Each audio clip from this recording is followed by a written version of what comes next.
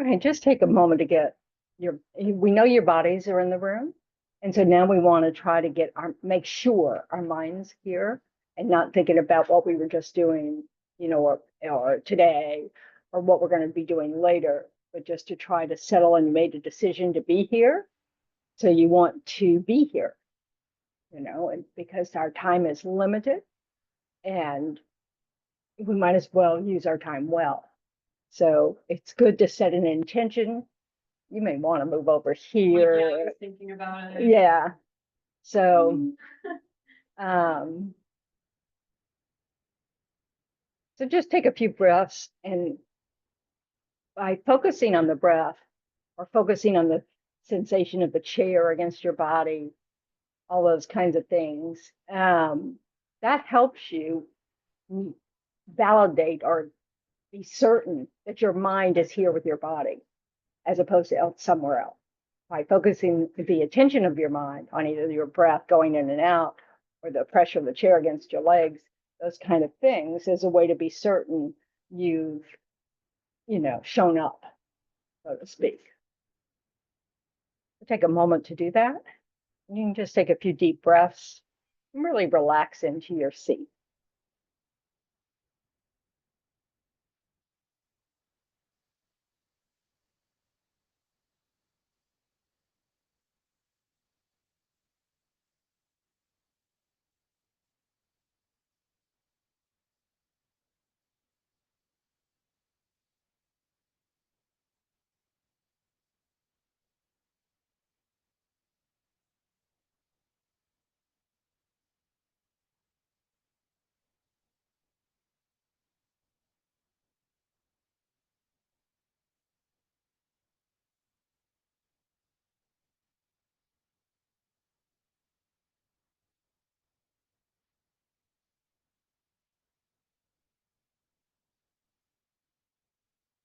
Now bring to mind the reason you decided to show up.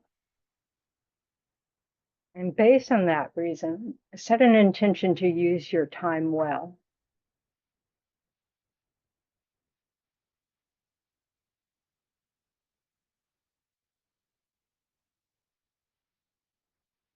And combine it with the wish that it not just benefit yourself, but that it will be of benefit to those around you.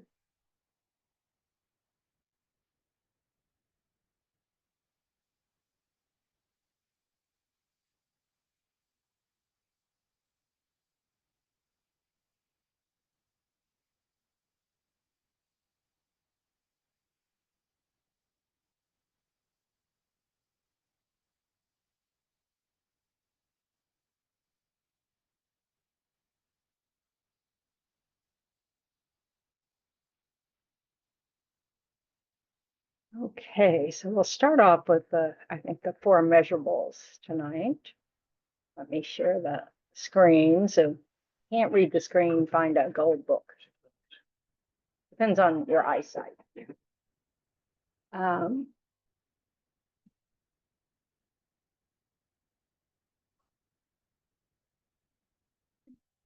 can you go to the laptop and hit that okay, so that part of the menu, present, not present, and then minimize the pictures. What do I do? Okay, go up to using the mouse, go to that X that by the don't show this again, okay, the blue square, yep. And then right underneath that, you'll see a minus sign. Here? Yes. Thank you. That's it. Thanks.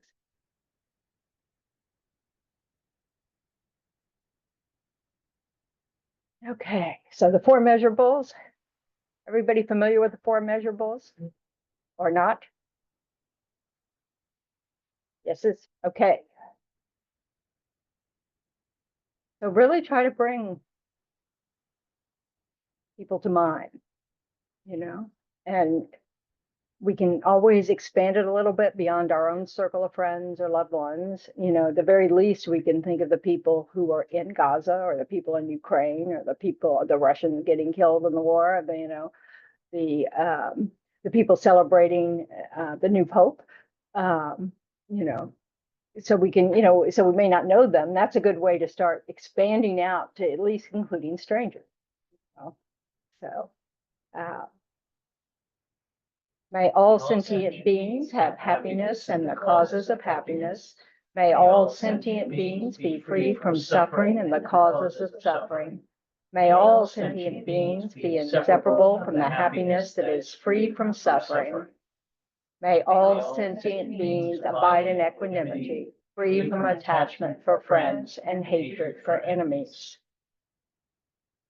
And those who are comfortable will recite refuge on page 98.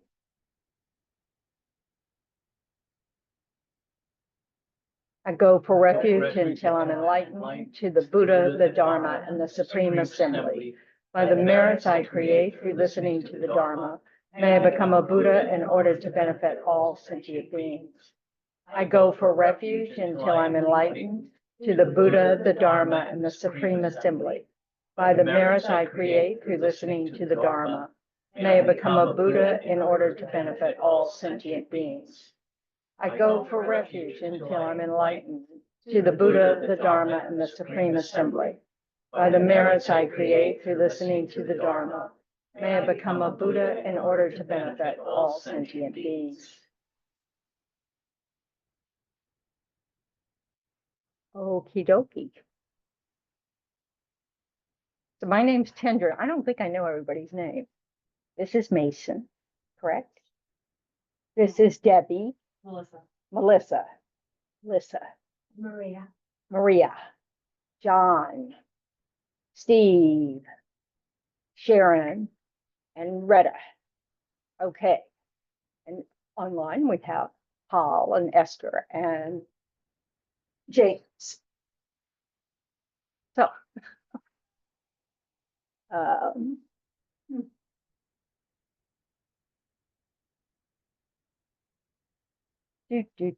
okay.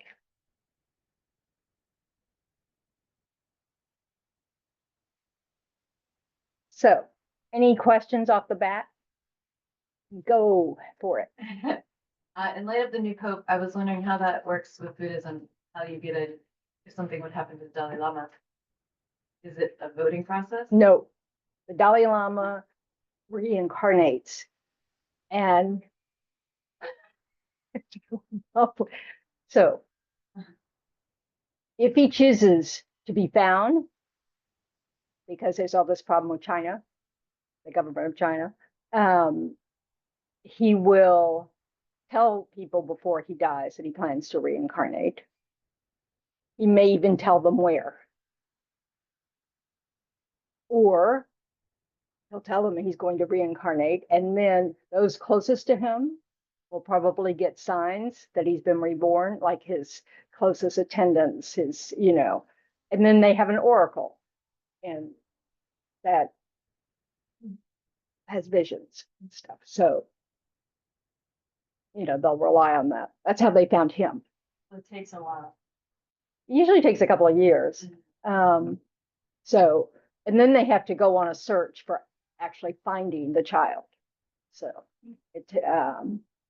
and then they go through some tests to make sure it's the child. So if you've seen, watch the movie Kundun to see how this Dalai Lama was found before. It's interesting, whether you buy into it or not. Obviously, if he isn't the Dalai, if it doesn't work exactly like this, or they choose the wrong kid, obviously their upbringing is pretty good because they turn in to be leaders of their, of their nation and of their religion. So it's worked out so far, pretty much. But yeah. Sorry. What kind of signs? I don't know. I've never been there. They just know when they see it. Yeah.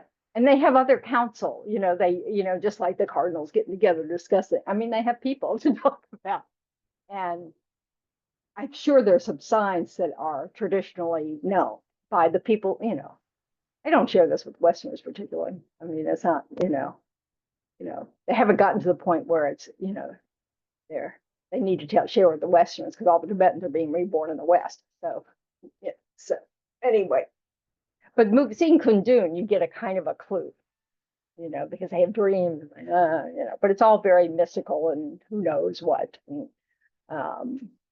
since I have no realizations, I don't see those things, so I don't know.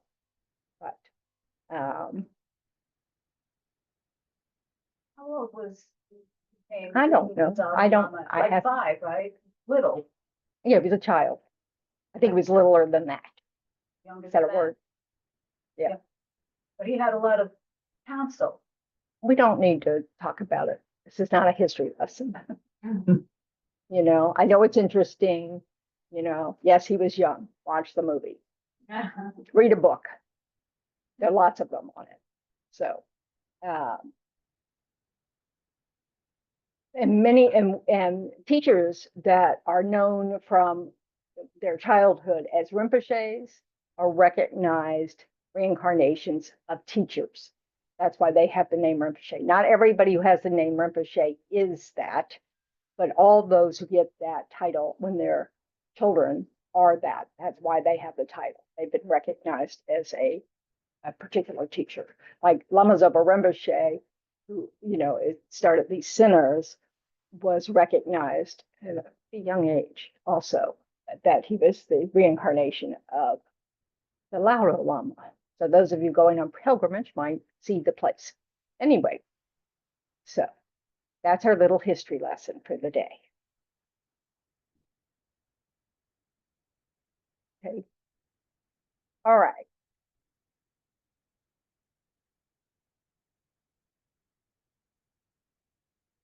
So this, when the uncertainty, because of course, even when someone's found, it takes 20 years for them to be educated and da da da da, unless the current Dalai Lama only had 16 years because of the occupation by China. So, and this is part of the uncertainty of samsara. One of the things that we meditate on in samsara, and if we weren't on the path, is what are the difficulties for human beings in samsara? Because out of all the rebirths we could have, being born human is a really beneficial one if you have good conditions, because you have the physical support for your mind to be able to investigate things, learn things, investigate a path, figure out, what should be abandoned, what should be adopted, all those kinds of things.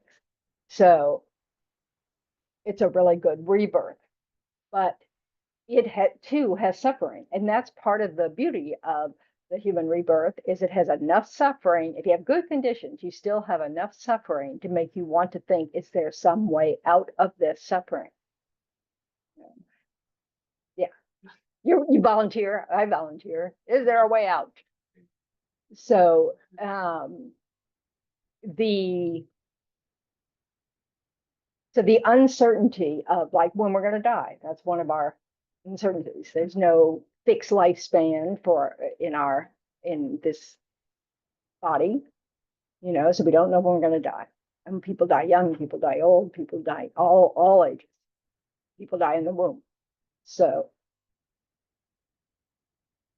so we want to, those kinds of things can help us understand that why we're always feeling a little uncomfortable about it all. We also have uncertainty about our condition. I'm sure the people in Ukraine didn't think they'd wake up at war one morning,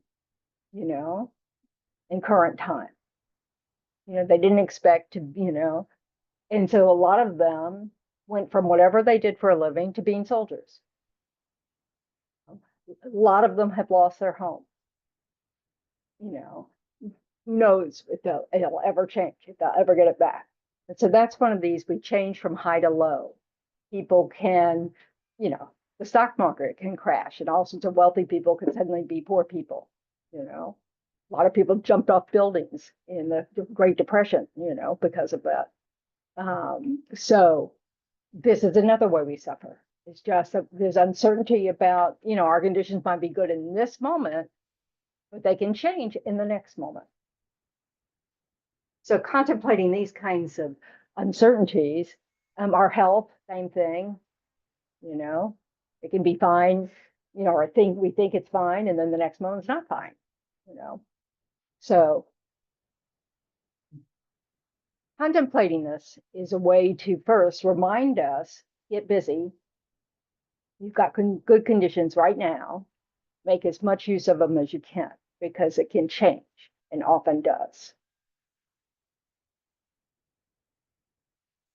So that's the part, you know, so in the beginning of the path, it's taught that it's really important to look at the impermanence of our bodies, you know, that our, you know, birth is the cause of death, the only outcome of birth. So, you know, we want to know that and not just, you know, intellectually, oh, yeah. We want to, you know, this is the point of having it laid out for us, all the different things, you know, as if we don't have enough worries, but worries that are actually help us make good choices with our time.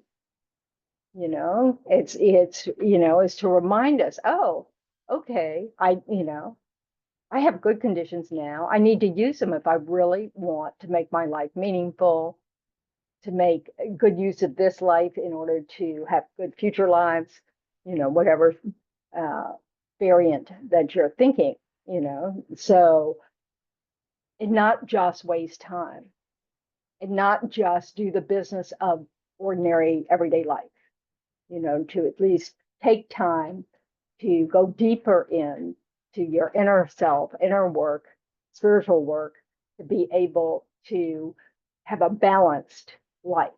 Because we all have to take care of business. You know, that's that, you know, everybody has to do laundry, everybody has to, you know, eat, bathe, all the things that we have to do every day, you know. So make a living, we all have to do that.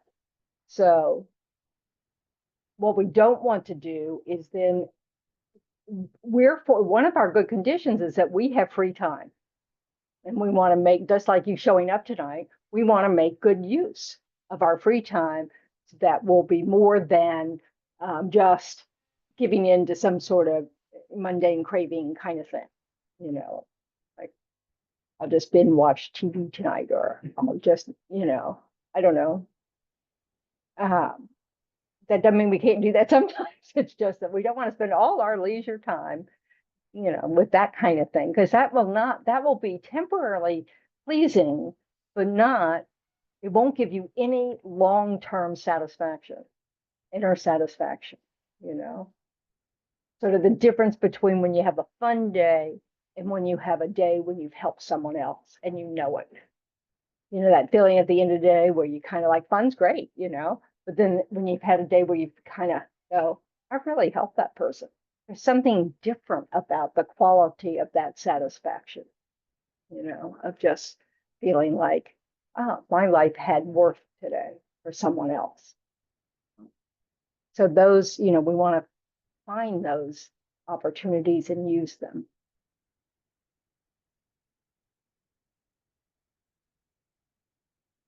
So then it talks about how, well, actually, I think in the very beginning, you know, it talks about finding a teacher. We've been winging it on our own for countless lifetimes. It hasn't worked. So it really helps to look for a path that makes sense to you and try to investigate it, implement it, try it out, find, you know, all that kind of stuff. And we need teachings for that, whether it's you know, a teacher in person or through reading teachings, listening to recorded teachings, whatever it is.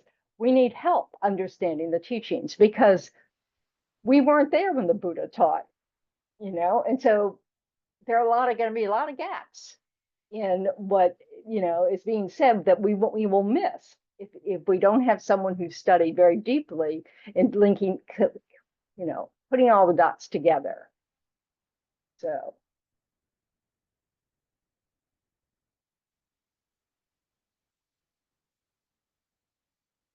And then one of the major teachings is karma, the law of cause and effect. And we need to understand what that means, because that's what can guide us in what behaviors we choose and what behaviors we abandon. So we talked, I don't remember when we talked about that recently. It might have been on Sunday, I don't know. But, but so like, anything that harms someone else, we want to abandon.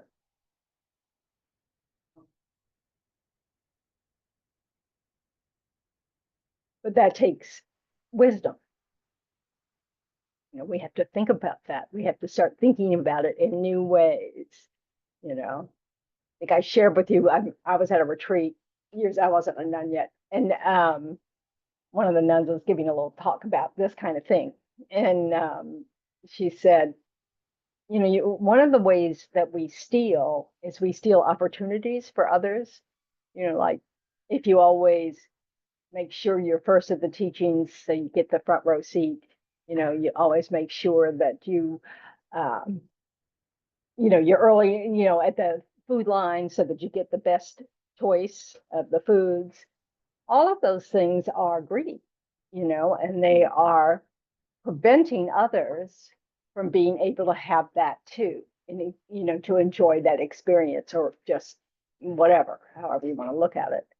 So that, and so, because most of us don't go around breaking into houses and steal, that's not in our repertoire, so we want to understand that though we might not do that, we need to see the ways in which we interfere with others having the same conditions that we provide for ourselves, and so then we have to think about, well, it's not my, I get to the teachings early because I make sure I leave early, I make sure blah, blah, blah, all these things, and they're just not doing that.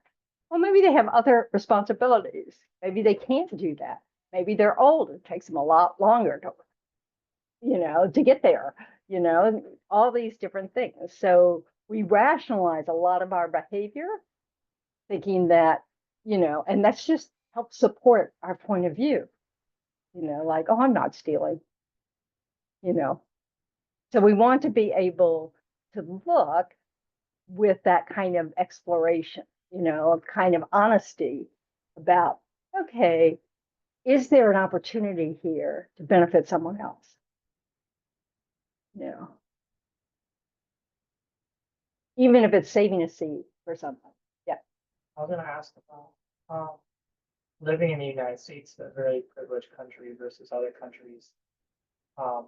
I have a hard time believing that my life just being in this country is not doing harm to others. And I'm taking away opportunities from other people because of my lifestyle and because of how exploitative it is of like natural resources and stuff. So I'm just trying, I guess, to wrap my head around.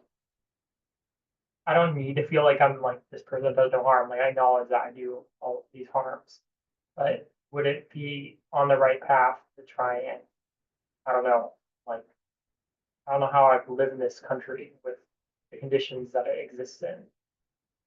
I have a really hard time with that. Well, that's your good condition, though. You created the cause for that. You don't want to waste it. So yet you can go to war instead, but you will not work on your spiritual path. That's the choices we have. It is not wise to sacrifice your good conditions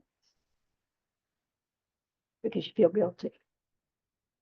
Your good conditions are an effect of your past behavior. And you are absolutely on target to recognize that we exploit, our nation exploits other countries, that a lot of our good conditions, practically the whole world's good conditions come from stealing it from the indigenous populations of whoever was there, That's all of our histories, It's like, so that's why it's so important to look at, is my decision in this moment exploiting someone, manipulating someone to get what I want? Is it a waste of resources? Like, we talk about these days, it's hip to talk about fast fashion, which just ends up in landfills all over the world.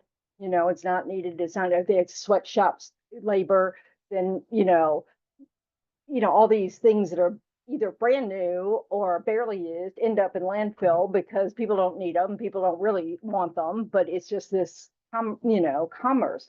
It'd be great if it actually was a living for people, but actually most of the people who do the labor aren't getting a living, So you go, okay, I'm not going to buy into that.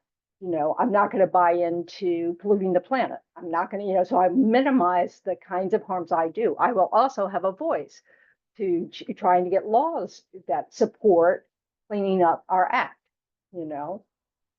and we may not be successful, but we can do our part, you look back, and of course, you can't look back if you weren't there. Sorry about that. But the protests and marches of the 60s for civil rights, for the environment, for women's rights, all this kind of stuff had an effect. Wasn't like nothing changed. Now, not great deep systemic change, that didn't happen, but a lot of laws were changed. A lot of good things happened. The Clean Air, the Clean Water Act happened because of Nixon, of all people, and it's just, so we can affect change by using our voices. Even, well, there's, just one thing is that if you go, let's say, and change your condition or whatever, if you have certain karma, no matter what you go to do to change your circumstances, something's going to happen. Your conditions are going to adjust to fit your karma, won't they?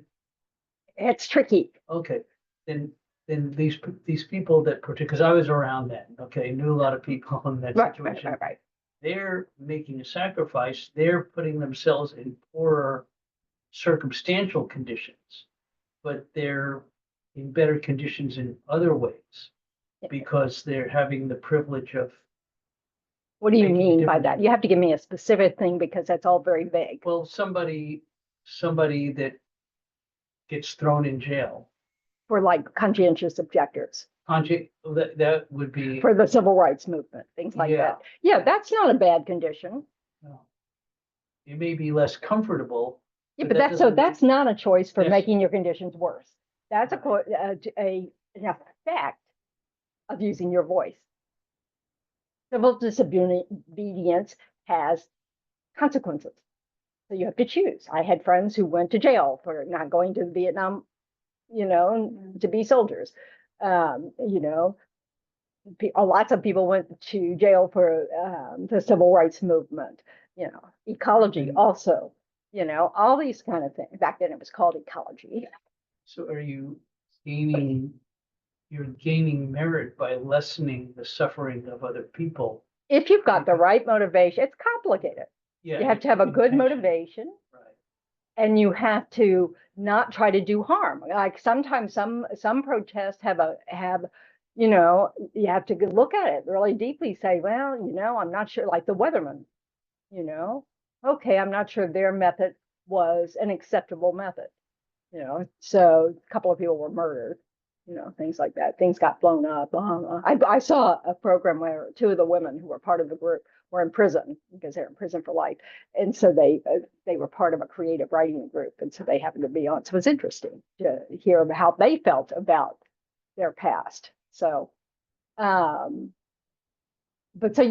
it's not about feeling guilty is a waste of your good resources, because that's a benefit of having acted virtuously in the past. Okay. Not everybody did that. And not everybody had their karma ripen in that way, because I'm sure all of us with good conditions have also had really miserly, awful lives in the past where we weren't generous at all and end up in very poor condition, because we're all a mixed bag. So, what we want to do is learn from these things and try to make them stick, work on that mind attitude, and instead of feeling bad about you or being in a better situation than others, you want to make good use of your situation, and you want to have tremendous compassion for those who don't have it, as opposed to so many people judge those who don't have it. Like, oh, you must have been really I mean, some people use the Dharma to do that, which is turning the Dharma into poison, that, oh, well, they obviously didn't live right. Well, no, they had one seed ripen at the time of their death that produced this life and the completing karmas that determine their conditions and all this kind of stuff, and it changes, doesn't it? Other people had very, what do you call it, struggling childhoods, and then they happened to have a talent and they ended up, completely leaving that type of condition behind, so it's all changeable. Yeah.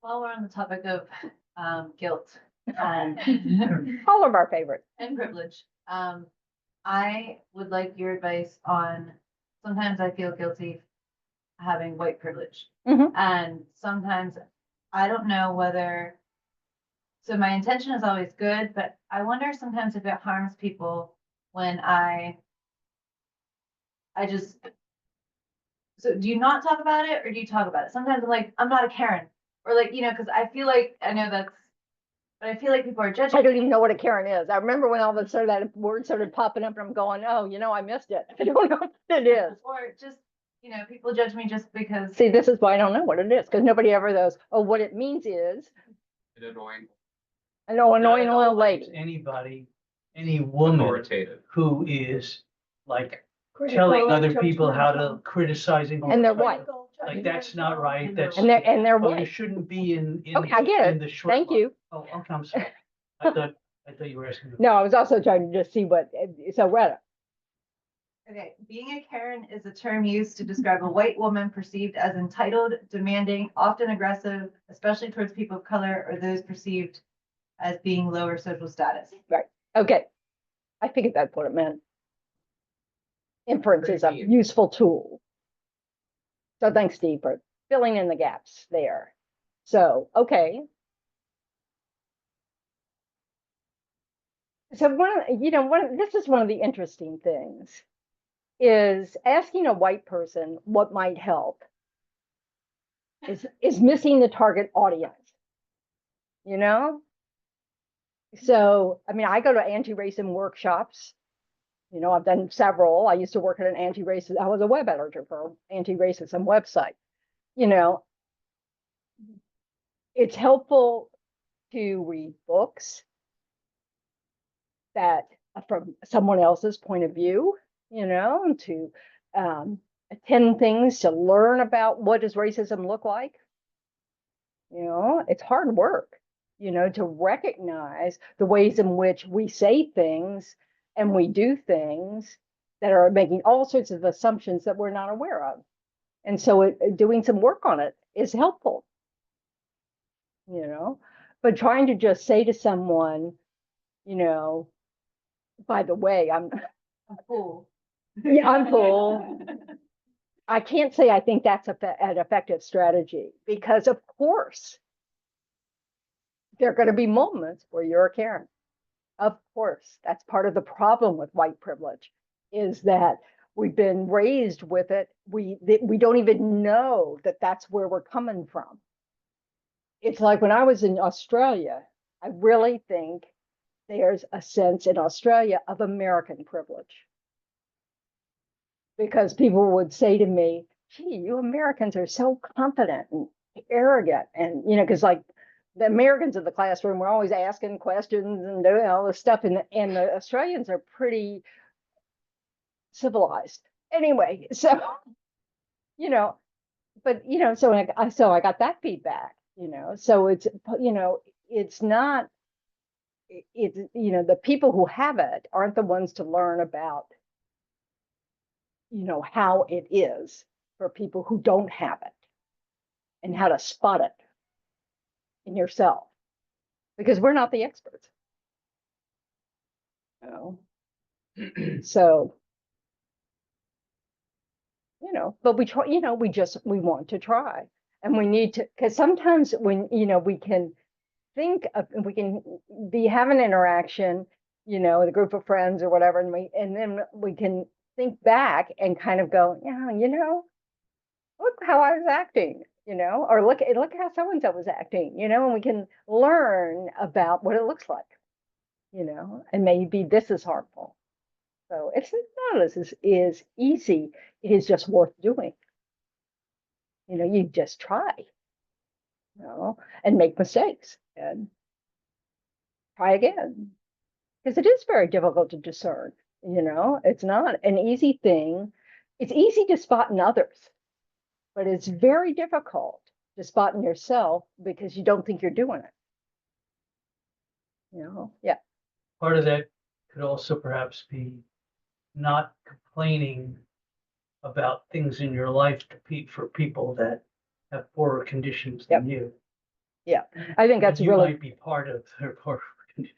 yeah, and I think, yes, and I think that's a very good point. I remember being told as a nun when I was also in Australia that it wasn't a good idea to talk about if you were having a trip coming up or something, blah, blah, blah, because other people might think, you're a nun, what are you doing? Where do you have the money to go take, a weekend at the beach, something like that. So it was really a good, good reminder that people are very quick to judge. How do we know? We look at our own mind. So we need to know the harm that does, like for monks and nuns, to our reputation, which harms the Dharma. So we want to be cautious about that, and everybody has a different view of how somebody's supposed to live. I'd like to tell a story. When I was in high school, I had a Catholic sister Pat as a nun, and I was very ignorant. And I asked her how much money she made, and I got detention. It was so disrespectful. Well, you're in the States too, right? Yeah. We don't talk about money. So, yeah, I mean, it's a hopeless situation. Yeah, I mean, that's what's so hilarious. Other jobs, like you work for the government, you can look up what they're making. So, or not making these days if they've been laid off. But yeah. So I can't believe they gave you detention. That's hilarious to me. But but this is the thing, of course, and of course they're just trying to raise you right. Parents do things like that. We just have to, but it's all because we have rules. Not only does society have rules, all of us individuals have rules. And we're shocked when people break our rules. And we just think, what kind of person is that? So, and it's not that, because everybody has a different set of rules.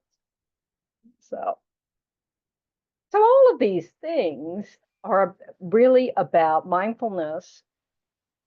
The better we are at mindfulness of noticing others, the more we start to notice if their facial expressions change, if their body language changes, and we can suspect we may have done harm, unintentionally, whatever. But then we might have the opportunity to apologize or check it out, get more information. And those things are worth doing because we'll get better at it, if we use it as an opportunity to learn. Yes.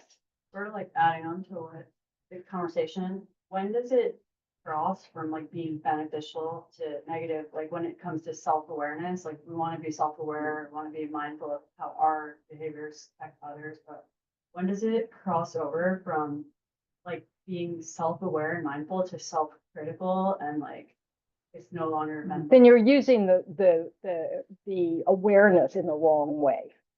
None of this requires judgment. That's the whole point, whether it's yourself or others. The point isn't to go, oh, well, I'm bad because I don't know how to use my speech. That's inappropriate at all times towards anyone, ourselves or others. The point is recognizing, oh, that speech wasn't good. That motivation wasn't good. That, and I want to correct that. But it's always done with kindness. The reason why, we want to be kind to ourselves and kind to others, So it doesn't help our habits if we're not kind to ourselves. We're just practicing that habit. That's why it's also not helpful if we spend a lot of time judging others, because that's practicing that mind. You know, it's one thing to make an assessment about behavior or speech and to kind of go, oh, I can see how that's not skillful behavior or speech. You don't have to share it, you know, but you could take it in and go, oh, I'm going to notice if I'm doing that too, that kind of thing. But it's so important. The thing that instead of when you recognize you're doing something like that, is to rejoice that you recognized you're doing something like that. That's the only chance we have of changing it. And so it's really good news. And then at the end of the day, that's what we want to remind ourselves of. Well, when you're talking about investigating our minds, and also not wasting our conditions, it is looking at specific worries like a waste, like, is it a good idea to explore like specific things you worry about, or is that just sort of like it's better just to say like, you know, when some sorrow, Yeah, that's usually better. yeah. You know, why am I surprised? You know, it's samsara, blah, blah, blah.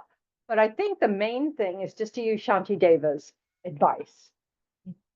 You know, if there's a problem and I can fix it, why worry? Just fix it. If there's a problem, I can't fix it, why worry? Because I can't fix it. So worry is basically no point. Problem solving is good, but also recognizing I can't do anything about this. Might as well just, you know, accept that this is karma ripening and go with it.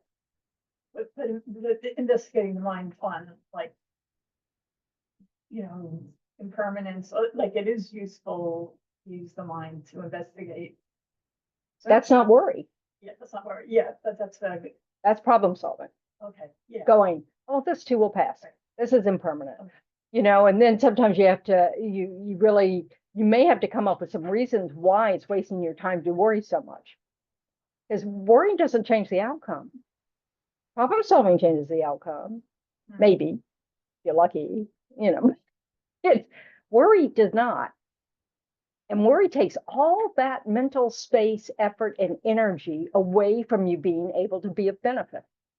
Because you're not in benefit when you're sitting there going, all about me. So you want to use the energy to investigate like habits, like there is a good use of investigating. There's only a good use of investigation. Some things are not investigation, they're just worry. Okay, And we have to be able to learn to distinguish the two. You know, if you're tearing something apart in actually the name of worry, that's not investigation. That's justifying your worry. You know, it's just another rationalization. So you start off with, okay, I'm worried about this. Can I do anything about it? And if the answer is yes, what can I do about it? And then you explore the problem solving aspect. You know, if you can't do anything about it, you go, okay, I'm not listening to that mind. It's a conversation I don't need to have. And you'll have to do it about 3 million times before it lessens. But, you know, it's really because as soon as we give into the conversation, we're practicing it. You know, yeah. The best, oh, I just wanted to share that your physical response when you say you're nervous is the same exact as when you say you're excited.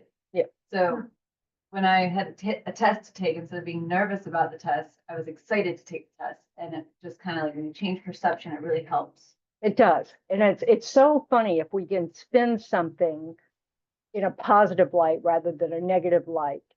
So because why not? It's all stories anyway that we make up in our head all the time. We might as well use it to our advantage on occasion, you know, come up with a way to look at it that is of benefit to ourselves and others, you know, just to, you know, and we really, you know, and one of it's accepting responsibility, you know, it's just sort of like, okay, I studied for the test, da da da da da. and say, and maybe you don't do well because the questions were asked were unexpected or whatever, even though you study, all you can do is just accept, oh, okay, that's what happened. That's all you can do. I mean, it's like this idea that somehow the result of the exam is a end all be all moment is a story. It's a made up lie to yourself that just does nothing but put pressure on yourself. Because some of it's karma ripening. So it's just like we need to let go of this sense that we have any control over outcomes. All we can control is process. How we think, how we behave, from moment to moment to moment. We can't control how it's going to all work out because people can do everything by the book correctly, all of with good intentions. All of a sudden it doesn't work out. Why? Because some other carbon seed is ripening for them. It sucks, but that's some sorrow. That's why we want out. So it's not, so yeah, you have to, or you just, I don't know, I feel that a lot with my father, just a person just doing everything right in life, but he ended up like an ungrateful son. yeah, I mean, that happens, and sometimes it's just habit, and unfortunately we feed the habit in surprising ways that you wouldn't think were even possible because it doesn't make sense. But we don't make sense all the time, So we need to be, this is, and it's sad. That's where compassion, that's why it's good to have compassion for people when they struggle against just the way it is. Not, and then they internalize it thinking, I must be a terrible person for it to come out like this. And that's not the way it is. I remember my mother was dying and she was like, she finally was talking about how, well, maybe being drunk for 30 years was not a good plan, but it was so sad to see that she knew it. You almost wish she didn't know it because it was painful to see her know it and be having to die with that, But, so, the only thing that is appropriate from our side is to feel compassion because we know that must have been terrible, So it's just like, we don't want that experience on our deathbed. That's exactly why the Buddha says, recognize your impermanence. Make your time count. And it's the best way to help you ripen another good seed at the time of death to have another life with good conditions to continue strengthening your mind towards benefiting others, yourself and others. So,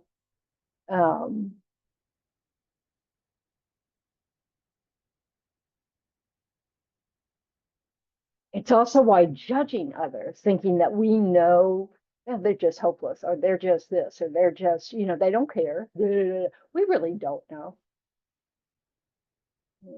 I had no idea that my mother was really ever thought about the fact that she had this problem and she, was wasting her life and da da da. I knew that I really didn't know. So anyway, but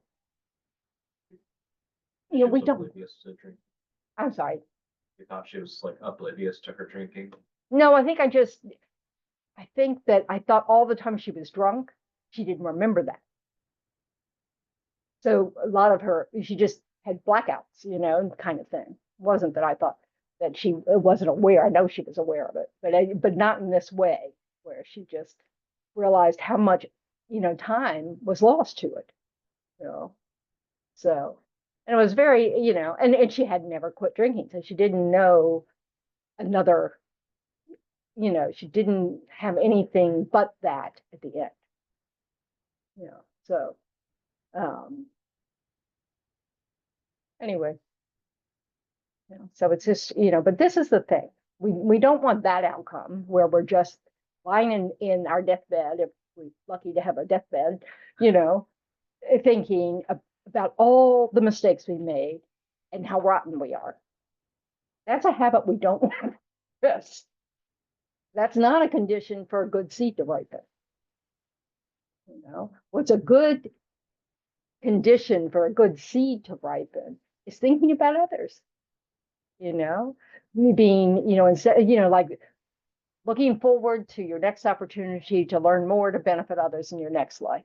And also, you know, thinking about all the things in which you've helped others in, you know, in this life, you know, and feel and just, you know, kind of like, okay, you know, you have to have balance, you know, but you know, you've done your best to let go of habits, you know, that you know weren't good when you were younger, and you tried to improve on that, and you rejoice about all the things that all the opportunities you did take and what you worked on, and how you're laying a good foundation for the future.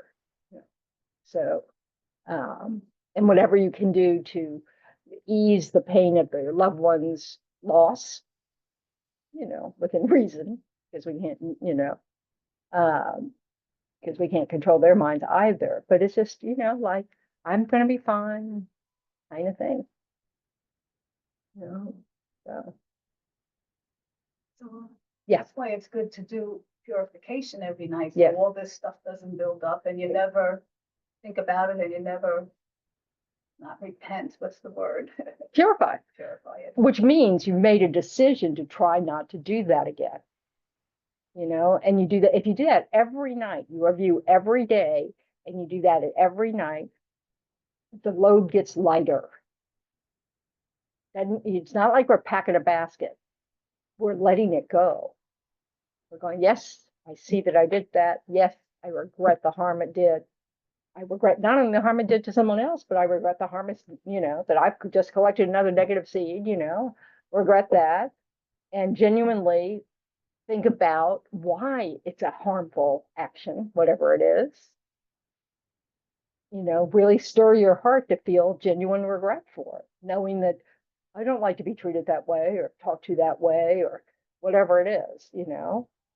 And then you do something to remedy it, which can be a spiritual practice, it could be an apology if that's appropriate in circumstances, you know.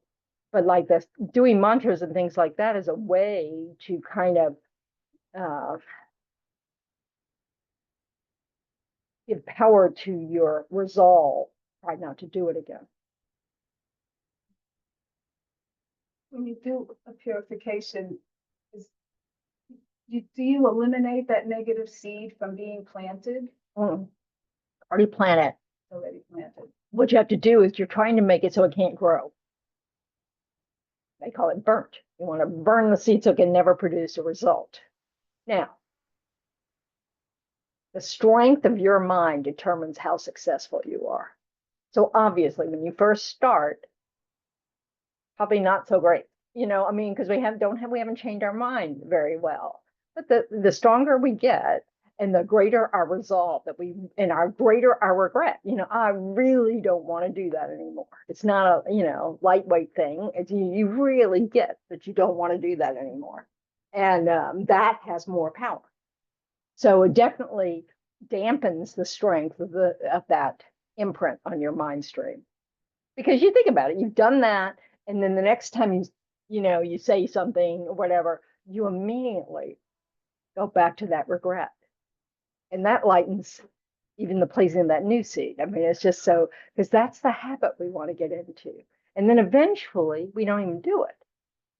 So we don't have to purify that again. You know, it's done. That's all purification means, is you successfully stop that habit. When you realize emptiness, none of them can ripen.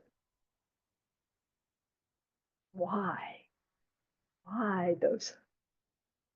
Because our misunderstanding of how things exist is the foundation for it.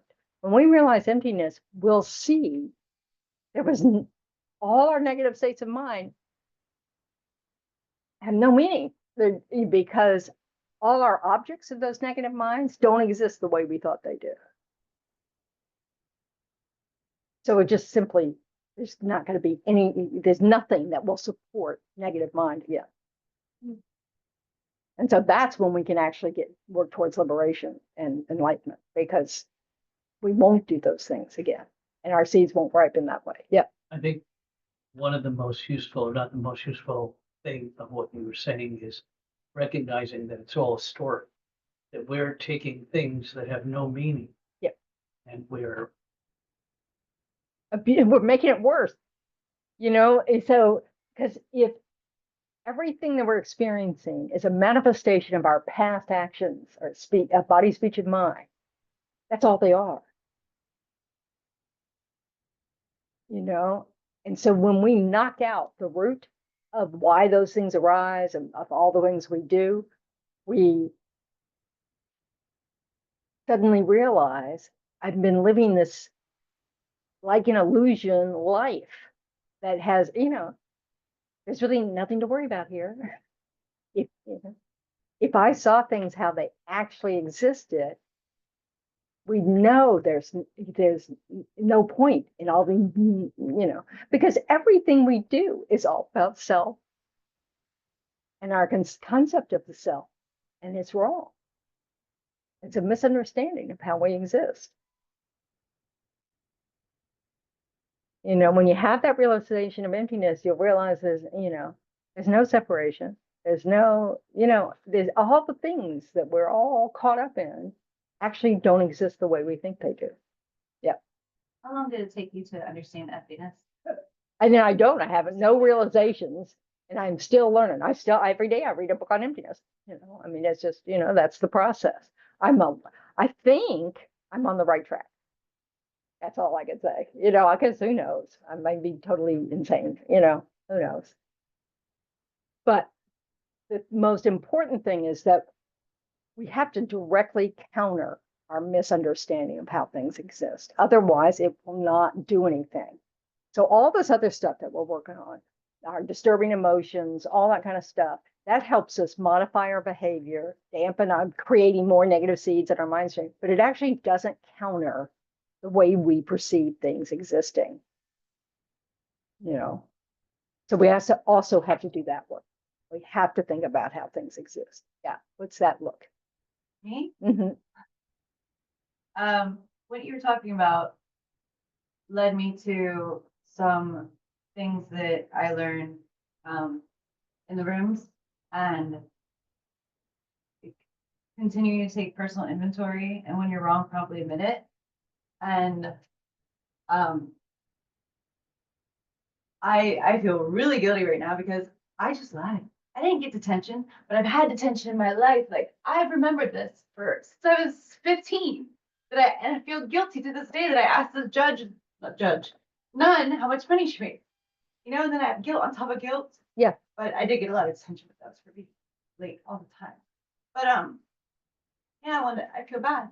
So I'm probably admitting that I was wrong, that I exaggerated a story. So hopefully I killed that seed. I don't know. Thank you. Yeah, this is what we do. And we all have these where we feel the need. What was it? I'm sorry? Yeah, I've said waivers, features. What? Yeah, so that doesn't make that better, but hey, what the hell? But yes, this is the thing about purification, is if we can take responsibility for our actions, then that's enough. We don't, this guilt thing, depending on how you define it, to me, guilt is like, what I think His Holiness says is guilt is something that you think you are, you are bad. Regret is something that says you did something bad. And there's a huge difference between the two, and you aren't bad. You're a potential Buddha. So we can either contradict the Buddhist teachings and say, yeah, I'm not good enough, whatever we want to do, or we can take those teachings to heart and say, okay, this is one of my good conditions. I have Buddha potential, and all sentient beings have it. So we want to bank on that and try to keep developing that, And the way to develop that is to recognize when we feel the need to do something that either helps us feel better about ourselves or turns something, a memory that was painful into something funny, to, whatever we do those things. And we just need to develop a sense of humor. Because aren't we silly? It's like kind of funny how we think that we are not perfect. We won't be perfect for a very long time. We have the potential to be perfect, but we're not there. And time is relative, because you can also, because we don't know what your past lives were full of. You may have done all sorts of wonderful things in recent times. And so you may finally do an act of virtue that's so strong that suddenly you can realize emptiness in no time. Because what's the obstacle from you realizing emptiness is a lack of merit. But you may have studied for lifetimes and really be close, So we don't have to focus on the long haul. We can just say, I keep putting money in the bank. And when that bank has enough, things will ripen, and we just don't know when that is. Yeah. Could you elaborate more on what emptiness actually is? Okay, emptiness is the nature, the ultimate nature, as they put it, of everything that exists, which means, and all it means is it's an absence of existing inherently. So what does that mean? Okay. If something exists inherently, that is saying that it comes with some sort of essence that is that. So like you're born and there's an essence that was you for your life, And the Buddha said, no, nothing exists like that. A cup doesn't exist like that. You don't exist like that. Your mind doesn't exist like that. Everything is a series of moments of cause and effect, the dependent arising, So that's why when somebody asked about free will on Sunday, and I said, well, if free will is the idea that in any given moment we have a choice based on all of our experiences, our habits, and everything, yes, we have free will. But what we have is really, habituated, so, but we can change our habits. We can, but this idea that we are acting and that any moment holds this kind of independence from any other moment is not true. Is that what realization is? Realize emptiness. When you realize emptiness directly, which means you're sitting in meditation, you've already figured it out intellectually. You've got the right understanding of what an inherent existence is and what an absence of inherent existence is. You've got the proper object of negation. So you're looking at your mind, and that's your object. And you're realizing intellectually, you already realize it doesn't inherently exist. So now, but you've made your mind very powerful. Because now you can control your mind. You've got karma biting, you have, you've been working for a while on this, what they call special insight, which means you're applying your single pointed concentration that you have complete control over with your wisdom, of your analysis that you've done together. And that eventually propels you to have an actual direct experience of how things exist. So it's not in your head. It's not that, in your head, but it's not intellectual. It's a mental experience. Nothing arises in that moment because you're looking for inherent existence and nothing has it. So in that moment, you experience that absence. And when you have that experience, then you realize everything you've been basing everything on was based on a false reality. As soon as you get out of that meditation, everything still appears to you. Because what happens is things appear to us as inherently existent. It doesn't, we look at the cup the first time and it's a cup. The second moment, it's like, oh, but it's my cup. We start superimposing all these things on it because it has a nature of being my cup, nobody else's cup. And it's a stainless steel cup. And it's a great cup. And, we do all this stuff. It no longer is just barely, merely appearing to us. We create a whole story about it. And it happens just like that. I mean, it's like the second moment, which is, if this has 65 moments, it's a very brief span of time. So understanding, like, when we think, oh, I'm a terrible person, we think we're inherently existently terrible. We have the nature of being terrible, and it's permanent, independent of anything else. And that's not correct. Nothing exists like that. Yes, Rev. Yeah, along those lines, like, how do you not be so sensitive? Is this where the middle way comes in? Like not to take everything so lighthearted, but then not take everything so seriously, and to find humor, like the happy Buddha. I was always laughing, and Well, I don't know. Yeah, we're going to assume he's a Buddha. Tibetan Buddhists don't consider the happy Buddha Buddha, I, but that has all to do with artistic preference. So anyway, that's just an aside. I just remember one time, Venerable Rabina was doing a refuge ceremony at someone's house, and he just pulled out a happy Buddha to put up on the mantelpiece or something to serve as an altar. He goes, "That's not a Buddha. I'm not doing this with that representation." So anyway, I had when I was growing up, I felt like my father was always criticizing me and questioning me. And so I got very defensive whenever somebody asked me, like, why'd you do that? I thought that it's like they thought that what I did was wrong and I had to defend it. I was doing an interview for a computer consultant job, and another expert in the field I was expert in, she asked me how I solved the problem, and I explained to her, and she said, well, why did you do it that way? And it's like my immediate reaction was that she felt, I was like, I blew this interview. And then I realized, well, maybe she was just curious. maybe she was just thought, asking, why did you do it yeah, that way? maybe she thought it sounded good and she wanted to understand more about it. This is why I said the other day that why is never a good way to start a question in a conversation if you're trying to communicate better, because why tends to be that, yeah, now explain to me why you chose that method. I mean, people just, because a lot of us grew up exactly the same way. And we also, I think it's a story we came from.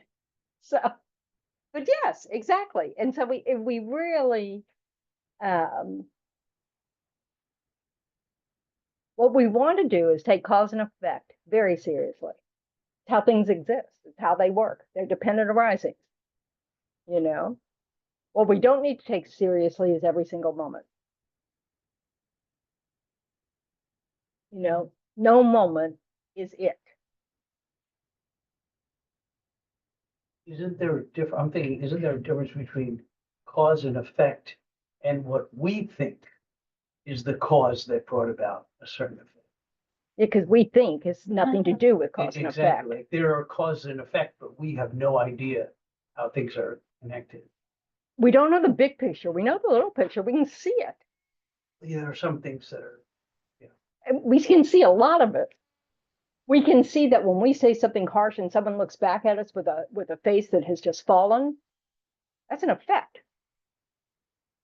sometimes if someone says something harsh to us and we think it's because we did something wrong, that we were the cause of it, when sometimes it just. I know, I understand that. Well, That's the story part. Clarify. But that, you see, that you've gone into a story. You're right. That's different, But if someone's face falls when when you've just said something, there's a good possibility that what you said hurt them. You may not have had that motivation, that intention or whatever, but that's an effect. It's an unintended effect if we weren't trying to say something hurtful or anything, that we didn't know something about them and it turned out to be hurtful, like someone asking you why, because they didn't know that you had this strong reaction to that kind of question. So, this is the thing. So what we, we really want to understand that cause and effect matters, even if we're living in an illusion like samsara. It matters because we're in this illusion like samsara because we keep doing negative things that support samsara. So we want to understand cause and effect so that we can quit doing those things that just keep us cycling and help us get out. And the good news is it's helping others. You know, whoa, what a hardship. It's like, you know, it's just letting go of this idea that somehow self-satisfaction will make me happy when it's actually not. It's really when we feel like we're of use to others, when we feel like we have purpose, and when we feel like we've been had a meaningful day. So most of us don't like having that feeling at the end of the day of I did nothing of use today. Oh, fine, live with that. But it's not the path to happiness. It's and unfortunately it's a path. We forget because the path just means a mind. And if we keep repeating the same habits that lead to dissatisfaction, lead to unhappiness, we'll keep it going, because cause and effect are congruent. So it's not, it's that old adage, you're doing everything the same way and expecting a different result. It's not going to happen. But we spin it. We rationalize and we justify, and then we spin it and we think there's going to be a different result because we think we're doing it slightly differently, and we're not. But that's why we have to be observant and have a sense of humor, because it is shocking sometimes how you look and you go, oh, there I am. There's that little, self-serving me. I thought it was hidden so well, and it's not. And there it is again. And but you have to be kind of amused, not mean and like hateful. It's like, oh, okay, back to the drawing board. And then sometimes what's wonderful is if you have these kind of responses before you've actually done anything, you've just had those thoughts, and then you catch yourself how you think, oh, I really do think I'm the center of the universe. Oh, that's not going to work out well. Yeah. It's just like, it's shocking sometimes. And so if you can be light about that of course you're not going to get it right every time. And of course you're not going to even know it's happening all the time, but you do have tools to look and kind of and investigate and assess what's going on. And that's what's important. That's how we get there. If we keep just ignoring it or keep, just, oh, no big deal, no big deal, no big deal, we won't change. And our results will just be dissatisfaction over time. So, and like I said, if you really think about your deathbed, you really don't want it to be full of nothing but regrets. You want it to be some sort of sense of like you did something useful and that people cared about you and you cared about them and, all that kind of stuff. So, but you also don't want it to be like Titanic. We have this image of, these like, like the way they'll occasionally on the news talk about some couple that've been together 90 years or something, and then they die within minutes of each other with their hands still holding in the nursing home or something, well, that's great. I mean, nothing wrong with that ending to this story, but it's like, that's, we don't have to have that to have a good death. So we can have many ways. We're all looking, a lot of people, we're all looking for that fairy tale ending. Yeah. It's a waste. Well, but the truth of the matter is it's cause and effect. That happened to that couple because they were together 90 years and apparently they still like each other at the end of it. I mean, that's work. That's not magic. It's not a fairy tale. It's effort. And it is, having a good companion, a good relationship with someone in this life is a positive result from something in a past life, So, it's yay, but you have to just recognize at some point you don't want attachment to be ruling your life. And attachment, has its problems, has its difficulties, but it also has some worth.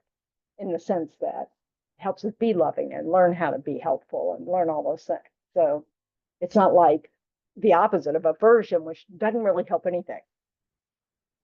So, okay. All right. Hi, Nana. I didn't see you there. Hi, Nana. Don't look. Don't. Good to see you.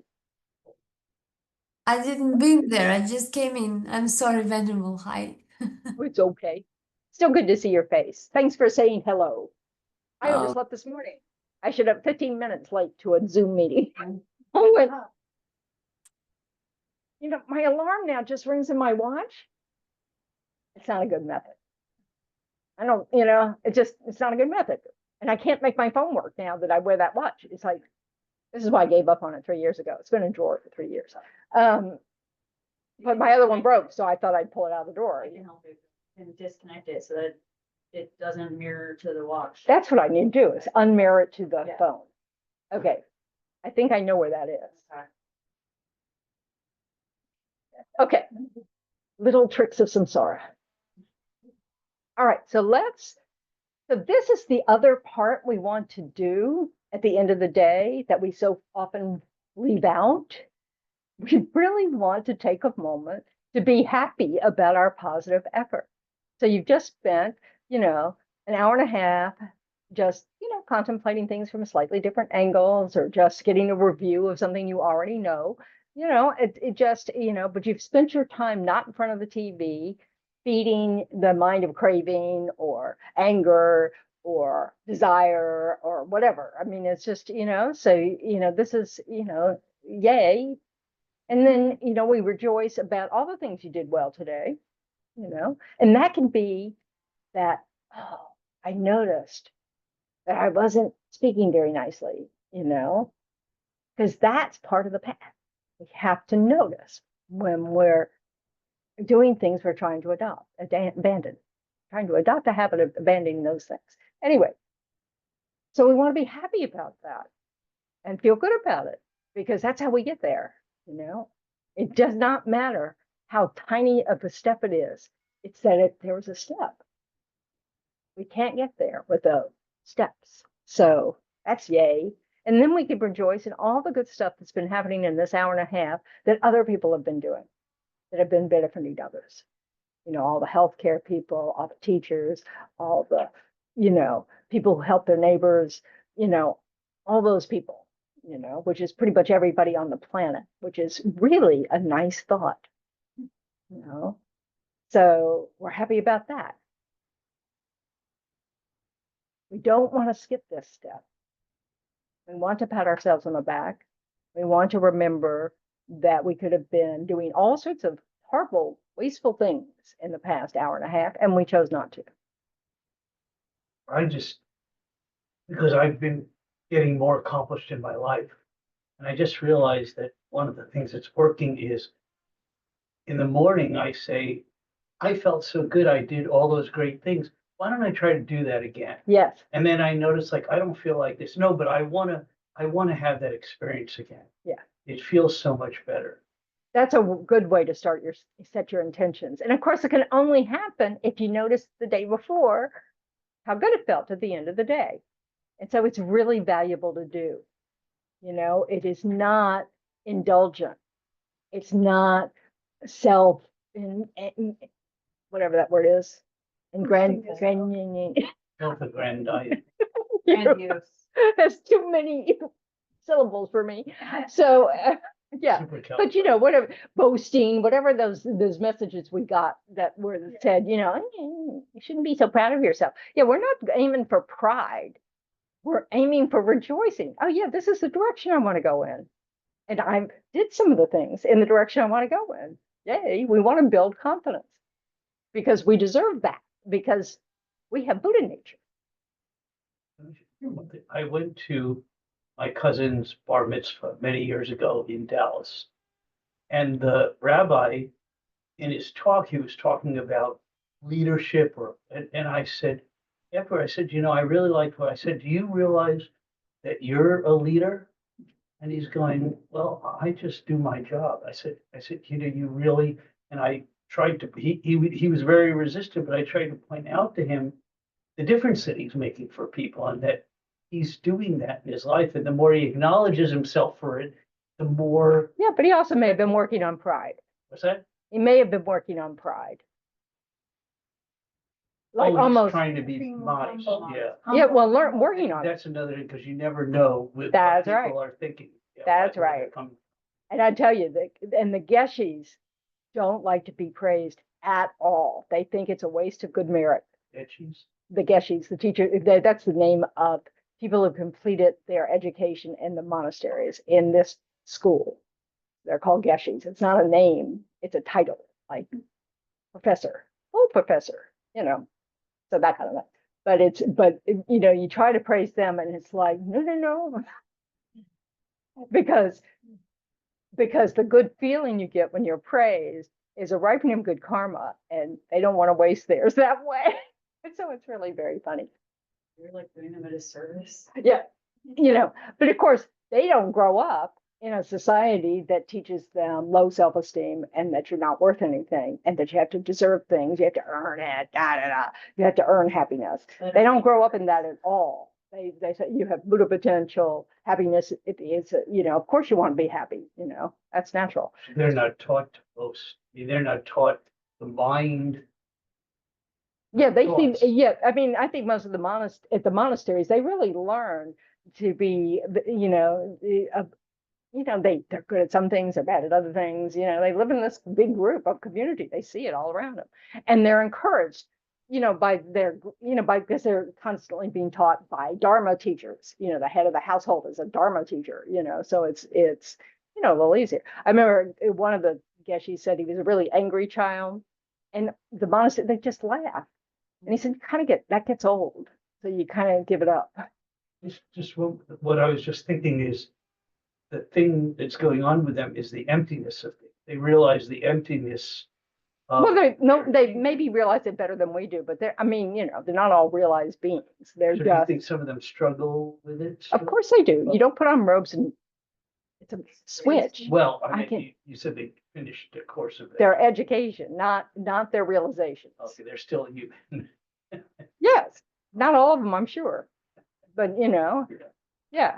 So yeah, don't overblow it because it's not, and they tell you in the FPMT handbook, it says just because someone has, done very well as a Geshe, they're a Larampa Geshe, the highest level that you can be, does not mean they have any spiritual realization.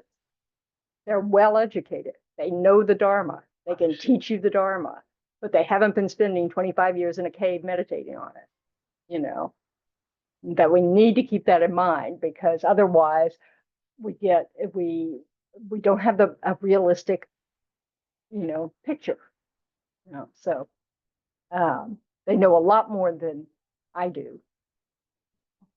So, and we're very fortunate some of them choose to come over and teach us, and then some of them are really good at understanding our habits and culture very quickly, they really can adapt their teachings to their students. So we've rejoiced now. So now we want to dedicate all that positive, imprints we put on our mind stream that will ripen as positive things in the future. We want to dedicate it to being beneficial to others. So I'll get the right page.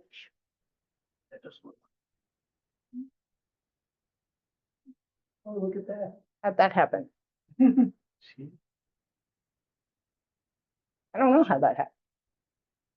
Nana, are you sharing your screen? I am. Am I on the right page? yeah. Yes, you are. I didn't see it. Okay, So sorry, I was on the wrong screen. Yeah, my bad. Oh, yeah, really. Shame on you. Yeah. Thank you. I didn't know you're very kind to always be so helpful. I'm not very helpful. So now I have to enlarge my screen so I can read it. I've been looking at other things. Happy to be helpful. Thank you. All right.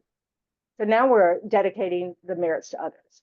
When that just means our the effects that will ripen from our positive actions.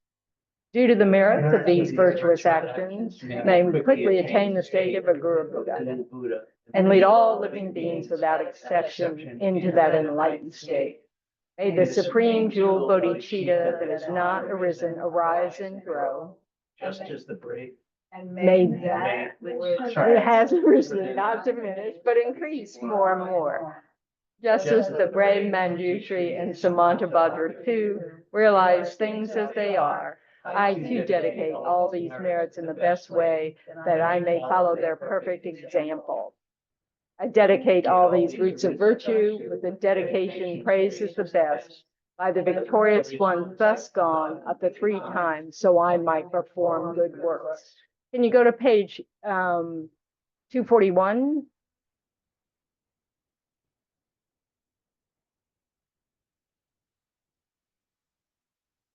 So we'll read the top 2 paragraphs. Because of all the merits of the 3 times created by us and all the Buddhas, Bodhisattvas, and other sentient beings, may there be no wars, famines, disease, quarreling, fighting, or unhappy minds.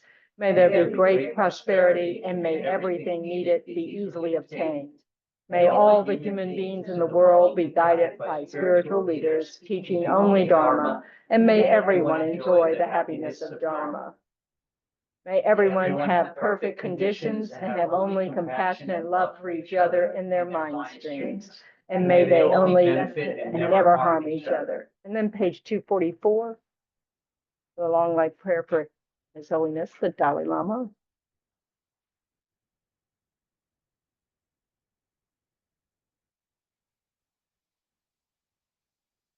In the land encircled by snow mountains, you are the source of all happiness and good. All-powerful Chenrezig, Tenzin Gyatso, please remain until samsara ends. And then page 234 for the swift return of Lama Zopo Rinpoche.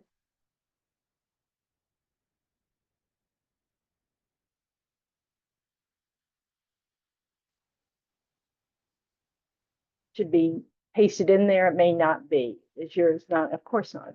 We have them in all sorts of books, but inevitably someone gets one that doesn't have a copy. There we go.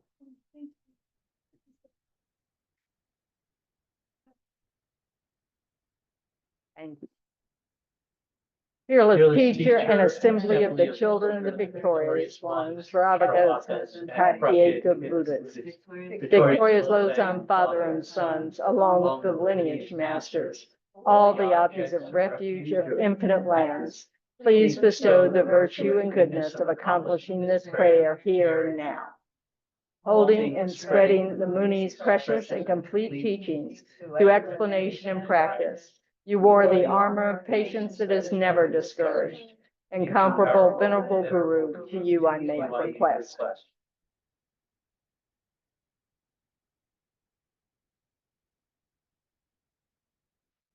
While striving single-pointedly for the sake of the victorious one's teaching, the sole gateway through which all benefit and happiness emerged, and for mother living beings, you suddenly departed to peace. What a great loss.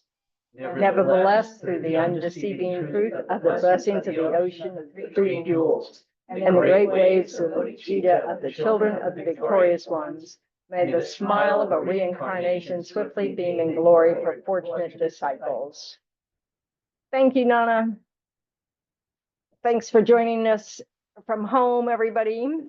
So, and thanks for being here. So thanks, Maria, thanks, Melissa, Mason, Debbie, John. Thank you, Steve, Sharon, and Retta. Okay, thanks. Have a good night, James. Thank you. Oh, yeah. Thank It you. just came on. All right. Thank you, everybody. Thank you, Venerable. Thank you, Sorry. Venerable. Thank you, doll. All right. Have a good I- week. Meaningful week. I hope to see you on Saturday. I don't know if it's gonna be online, your tribute. I hope so. I don't think it is, but I could possibly do that. It's not a tribute anyway, it's just a gathering, but I can, I can bring my computer and get on Zoom, Eat at a certain time. And wait. you know? It's up to you when, I don't know, if you plan to do that, then yes, do that, please. I'll be happy to join.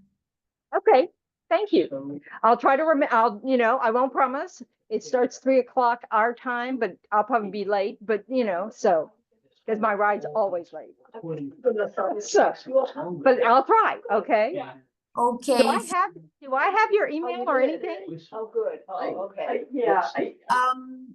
Don't think so, but I have yours. Okay, so and it will take if you think of however it, long takes, email me a reminder.